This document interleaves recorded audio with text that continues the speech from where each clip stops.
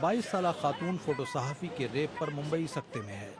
बहुत शर्मनाक घटना है हमारे समाज के लिए कि महिलाओं के प्रति हमारी जो समाज में देखने का दृष्टिकोण है वो कितना सजग है, ये हमको दिखाई दे रहा है।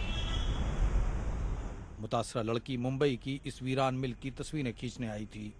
इज्तिमाई रेप के संगीन जुर्म का इर्तिकाब यहीं किसी जगह किया गया।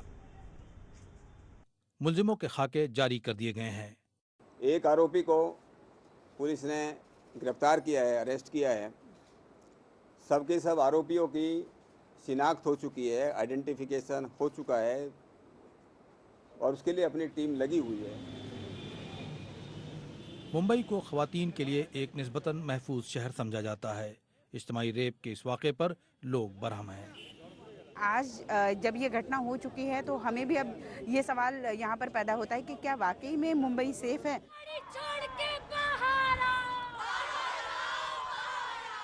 पिछले दिसंबर में दिल्ली में एक तालिबा के साथ इज्तिमाई रेप पर जबरदस्त एहतजाज हुआ था। इसके बाद रेप की सजा को मजीद सख्त कर दिया गया।